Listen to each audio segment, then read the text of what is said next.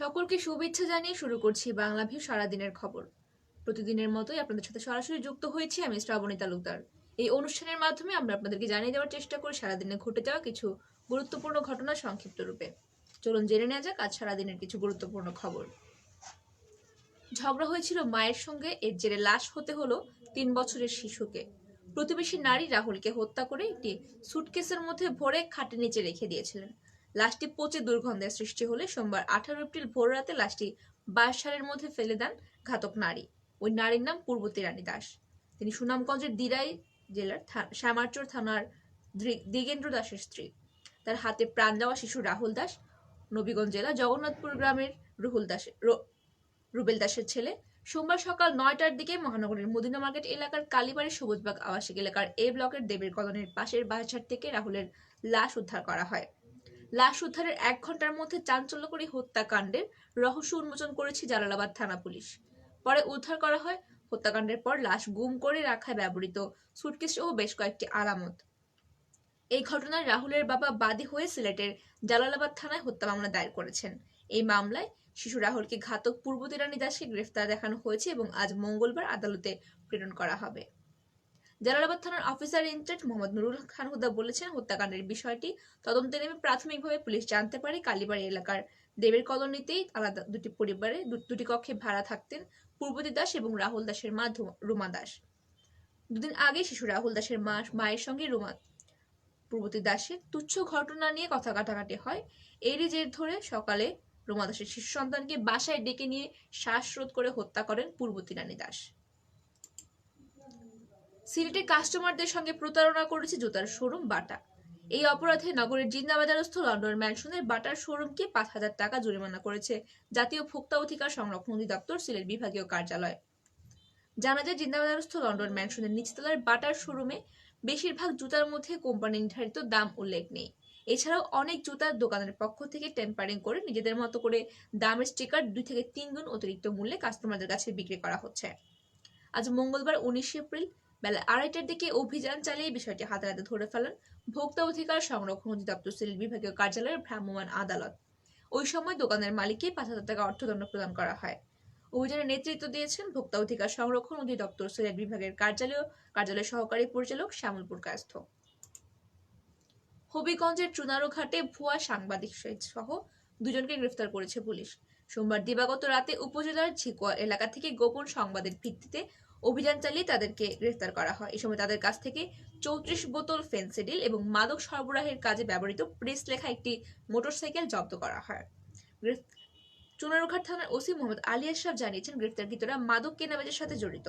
তারা দীর্ঘদিন যাবৎ চুনারুঘাট সীমান্তবর্তী এলাকা থেকে মাদক কিনে জেলার বিভিন্ন স্থানে সরবরাহ করত। কেউ তাদের পরিচয় জানতে চাইলে নিজেদেরকে সাংবাদিক হিসেবে পরিচয় দিত, অথচ তারা মূলধারার কোনো মিডিয়ার সাথে জড়িত না। তাদেরকে গ্রেফতারের সময় তারা সাংবাদিক বলে চলে যেতে চেয়েছিল। ওই সময় এসকে টিভি, জেবি টিভি সহ বিভিন্ন ভুইফোর অনলাইন টিভির কার্ড প্রদর্শন করেছিল তারা। ওসি আরো বলেছেন, তাদের কাছ থেকে 34 বোতল ফেন্সিডিল এবং মাদক সরবরাহের কাজে ব্যবহৃত একটি মোটরসাইকেল জব্দ করা হয়েছে। ইতোমধ্যে তাদের বিরুদ্ধে মাদক আইনে মামলা দায়ের করা হয়েছে এবং আজ তাদেরকে আদালতে সোপর্দ করা হয়েছে।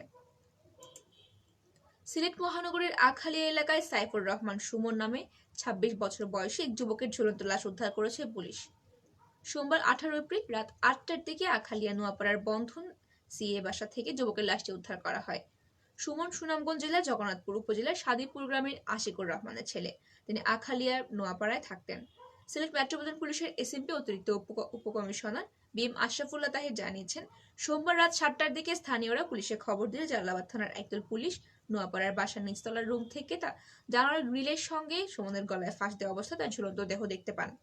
পরে লাশ উদ্ধার করে সুরতহাল রিপোর্ট তৈরি করেছে পুলিশ। ময়নাতদন্তের জন্য লাশটি বর্তমানে এমজি ওসমানী মেডিকেল কলেজ হাসপাতালে রয়েছে। সিলেটের ছাতকে প্রতিপক্ষের হামলায় জুমেল আহমেদ নামে এক যুবক নিহত হয়েছেন। তিনি উপজেলার গোবিন্দগঞ্জ সৈয়দেরগাঁও ইউনিয়নপুরের পীরপুর গ্রামের জমির উদ্দিনের পুত্র। সোমবার রাতে পীরপুর বাজারে তারাবি নামাজের পর চা পান করতে গিয়ে দুই পক্ষের সংঘর্ষে গুরুতর আহত হয়ে শেষ নিঃশ্বাস ত্যাগ করেছেন জুমেল আহমদ। তখন হামলা ও মারামারির ঘটনায় দুই পক্ষের কমপক্ষে 20 জন লোক আহত হয়েছেন। স্থানীয় সূত্রে জানা যায়, পীরপুর বাজারে আব্দুল কুদ্দুসের চায়ের দোকানে চা পান করাকে কেন্দ্র করে এই গ্রামের কামরান আহমদ এবং দোকানের কর্মচারী সাইক মিয়ার মধ্যে কথা কাটাকাটি হয়। এক পর্যায়ে জুবেল আহমদ এসে কামরানের পক্ষ নিয়ে কথা বলে দোকানের সাথে তর্ক বিতর্কে জড়িয়ে পড়ে। এ সময় হামলার শিকার হয়ে তিনি গুরুতর আহত হন। আহত জুমেলকে সিলেট ওসমানী মেডিকেল কলেজ হাসপাতালে নিয়ে আসা হলে কর্তব্যরত চিকিৎসক তাকে মৃত ঘোষণা করেন। এবারে জাতীয় পর্যায়ে জাতীয় অর্থনৈতিক পরিষদের কমিটির সভায় 4,541 কোটি 81 লাখ টাকা ব্যয়ে 11টি প্রকল্প চূড়ান্ত অনুমোদন পেয়েছে। এসব প্রকল্প বাস্তবায়নে সম্পূর্ণ অর্থ সরকারের তহবিল থেকে খরচ করা। প্রধানমন্ত্রী এবং একনেক চেয়ারপারসন শেখ হাসিনার নেতৃত্বে সভাপতিত্বে আজ মঙ্গলবার শেরেবাংলা নগরে এনইসি সম্মেলন কক্ষে অনুষ্ঠিত সভায় এসব প্রকল্পকে অনুমোদন দেওয়া হয়। সভা শেষে ব্রিফ করেছেন পরিকল্পনা মন্ত্রী এম এ মান্নান। রাজধানীর নিউ মার্কেটের একটি খাবারের দোকানের কর্মীদের সঙ্গে বচসা হয় ঢাকা কলেজের কয়েকজন শিক্ষার্থীর। এর জের ধরে সোমবার গভীর রাতে শিক্ষার্থীদের সঙ্গে ব্যবসায়ী এবং দোকানীদের সংঘর্ষ হয়। তাতে কয়েকজন আহত হয়েছেন। পুলিশ এসে কাঁদানে গ্যাস এবং রাবার বুলেট ছুড়েছে। সংঘর্ষ রাত 2:30 পর্যন্ত গড়ায়। সাহরির সময় ঘনিয়ে আসায় দুই পক্ষ অনেক ক্ষান্ত দেয়, তখন পুলিশও চলে যায়। কিন্তু রাতের এই সংঘর্ষ সেখানে শেষ হয়নি। এর জের ধরে আজ সকাল 10টায় ঢাকা কলেজের শিক্ষার্থীরা রাস্তায় জড়ো হন মানববন্ধনের জন্য। এই সময় নিউ মার্কেট সহ আশেপাশের কয়েকটি দোকানের মালিকরা বেরিয়ে এসে আবারও সংঘর্ষ শুরু হয়। দফায় দফায় সংঘর্ষে বন্ধ হয়ে যায় রাজধানীর গুরুত্বপূর্ণ মিরপুর সড়ক। শত শত যানবাহন আটকা পড়ে, যানজট ছড়িয়ে পড়ে পুরো শহরে। নিত্য যানজটের এই শহরে যোগ হয় চরম ভোগান্তি। সংঘর্ষের শুরুর 3 ঘন্টা পর পুলিশ এসে আবার কাঁদানে গ্যাস ছুড়ে নিয়ন্ত্রণের চেষ্টা করেছে, কিন্তু তবু থামেনি সংঘর্ষ। উদ্ভূত পরিস্থিতিতে হল ক্যাম্পাস বন্ধের সিদ্ধান্ত প্রত্যাখ্যান করেছেন ঢাকা কলেজের সাধারণ শিক্ষার্থীরা। তারা বলেছেন যে কোনো মূল্যে তারা হল ক্যাম্পাসে অবস্থান করবেন। আজ বিকেল 4:15টায় ঢাকা কলেজের শহীদ নজিবউদ্দিন খান খুরম অডিটোরিয়ামে সম্মিলিতভাবে সাধারণ শিক্ষার্থী এবং ছাত্রনেতারা প্রশাসনের সিদ্ধান্ত প্রত্যাখ্যানের কথা জানিয়েছেন। এ সময় শিক্ষার্থীরা ঢাকা কলেজের অধ্যক্ষের অপসারণ সহ ছাত্রদের উপর পুলিশের গুলি চালানোর ঘটনার বিচারের দাবিতে বিভিন্ন স্লোগান দেন। এতক্ষণ শুনছিলেন জাতীয়, এবারে চলে যাচ্ছে আন্তর্জাতিক পর্যায়ে। পাকিস্তানের নতুন প্রধানমন্ত্রী হিসেবে শেহবাজ শরীফ দায়িত্ব নেওয়ার পর 1 সপ্তাহ পার হলেও আটকে ছিল তার মন্ত্রিসভা গঠন। পরে প্রেসিডেন্ট আরিফ আলভির অপারগতায় নতুন মন্ত্রীদের শপথ পাঠ নিয়ে সৃষ্টি হয় নাটকীয়তার। তবে অনিশ্চয়তা কাটিয়ে পাকিস্তানের কেন্দ্রীয় মন্ত্রিসভার নতুন প্রতিমন্ত্রীরা শপথ গ্রহণ করেছেন। পাকিস্তানের সিনেটের চেয়ারম্যান সাদিক নাজরানি মঙ্গলবার তাদের শপথ পাঠ করিয়েছেন। আজ মঙ্গলবার এক প্রতিবেদনে তথ্যটি জানিয়েছে পাকিস্তানের সংবাদ মাধ্যম দ্য ডন। প্রতিবেদনে সংবাদ মাধ্যমটি জানিয়েছে, পবিত্র কোরআন তিলাওয়াতের মাধ্যমে মঙ্গলবার শপথ গ্রহণ অনুষ্ঠান শুরু হয়। এদের মোট 31 জন ফেডারেল মন্ত্রী এবং 3 জন প্রতিমন্ত্রী শপথ গ্রহণ করেছেন। অন্যদিকে পাকিস্তান পিপলস পার্টির পক্ষ থেকে ফেডারেল মন্ত্রী হিসেবে শপথ নিয়েছেন সৈয়দ খুরশিদ শাহ, সৈয়দ নাভিদ কামার, শেরি রহমান।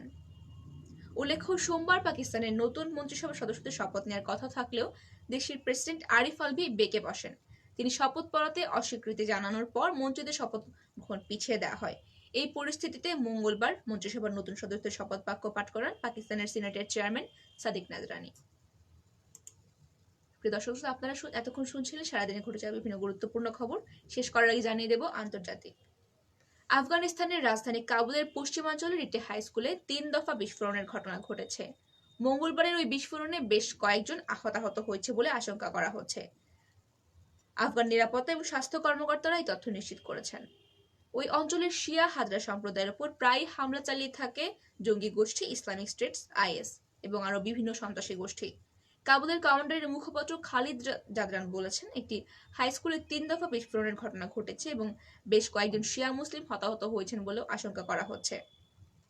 নাম প্রকাশ না করার শর্তে হাসপাতালের প্রধান জানিয়েছেন, বিস্ফোরণে কমপক্ষে 4 জন নিহত হয়েছে এবং 14 জন আহত হয়েছে। তবে এখনো পর্যন্ত কোনো গোষ্ঠী দায় স্বীকার করেনি।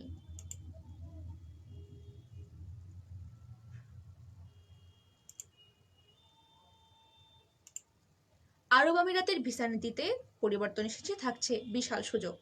পর্যটক, ব্যবসা এবং কর্মসহ নতুন ভিসায় নতুন নীতি চালু করেছে সংযুক্ত আরব আমিরাত। গতকাল সোমবার এই নতুন ভিসা নীতি ঘোষণা করা হয়েছে। প্রথমবারের মতো এই ভিসা নীতিতে স্পন্সর কিংবা হোস্টের নিয়ম রাখা হয়নি। এছাড়াও ভিসার মেয়াদের নীতিতে বিশেষ ছাড়ের ব্যবস্থা রয়েছে। দক্ষ, মেধাবী এবং তরুণদের টানতে এই ভিসায় থাকছে 3টে ক্যাটাগরি। বিশ্বের 500টি বিশ্ববিদ্যালয়ের সদ্য পাশ করা গ্র্যাজুয়েটরা এখানে বিশেষ সুবিধা পাবে এবং এর আওতায় সর্বনিম্ন যোগ্যতা হচ্ছে স্নাতক। রয়েছে ব্যবসায়িক ভিসা এবং পর্যটক ভিসা এবং সাময়িক কর্ম ভিসা। শিক্ষা এবং প্রশিক্ষণ ভিসা রয়েছে।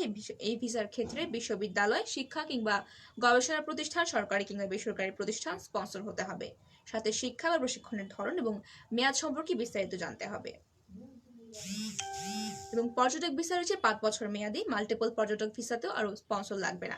এই ভিসার আওতায় টানা 90 দিনের বেশি আমিরাতে থাকা যাবে, তবে বছরে 180 দিনের বেশি দেশটিতে অবস্থান করা যাবে না।